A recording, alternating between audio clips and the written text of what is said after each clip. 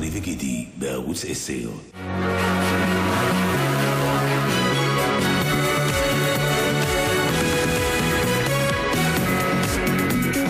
חזרנו. לפני שבועיים הודיע הקבינט על סגירת כל הפרצות מסביב לירושלים, אלא שבגלל סכסוך בין משרד הביטחון לבין קבלן, הפך היישוב צור הדסה מדרום לירושלים לנקודת המעבר הפרוצה של מאות פלסטינים שוהים בלתי חוקיים לשטח ישראל. עם התמונות כתבנו עמרי מניב. כך נראה בוקר שגרתי ביישוב צור הדסה, דרומית לירושלים. אני من نحلي. والله كيف جيت لها؟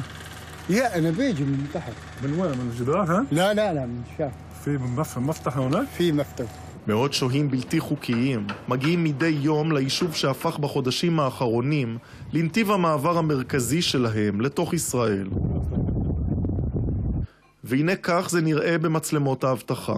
פלסטינים שעוברים ללא כל הפרעה. עוברים כמויות אדירות של שוהים בלתי חוקיים. זה פשוט, הם מגיעים מכאן לכל הארץ. ברגע שעברת לצד הזה, אתה יכול להגיע לתל אביב, לירושלים, לאן שאתה רוצה, בלי בדיקה. לא רק שוהים בלתי חוקיים מנצלים את הפרצות, גם פועלים עם אישורים, מעדיפים להסתכן ולא להמתין שעות ארוכות בצפיפות בלתי נסבלת, במחסום 300. וכך זה נראה בשטח. בכל בוקר מגיעים לכאן מאות פלסטינים, שוהים בלתי חוקיים. הם מגיעים במוניות וברכבים אל הכפר ואדי פוקין שמאחורינו.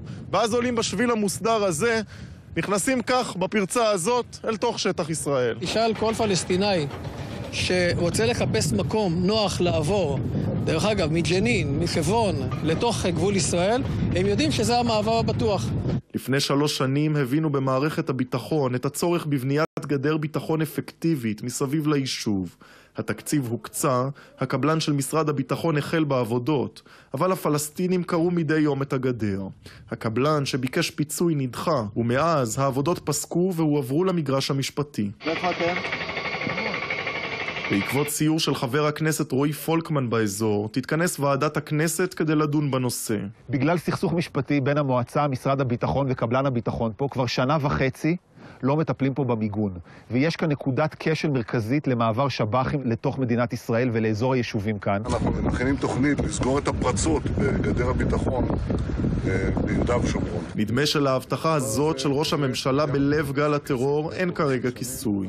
הפתרון המקורי היה אמור להיות השלמת גדר ההפרדה באזור, אלא שהעתירות לבג"ץ משמאל והתנגדות מימין, שם דורשים לכלול את גוש עציון מהצד הישראלי של הגדר, הורידו את התוכנית מסדר היום.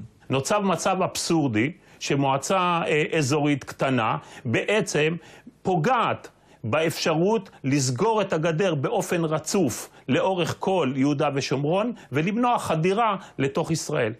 במשטרה ובמועצה האזורית מטילים את האחריות על משרד הביטחון. שם אומרים שהיישוב קיבל חבילת מרכיבי ביטחון, ושגדר ההפרדה באזור לא הושלמה בשל סדרי עדיפויות תקציביים.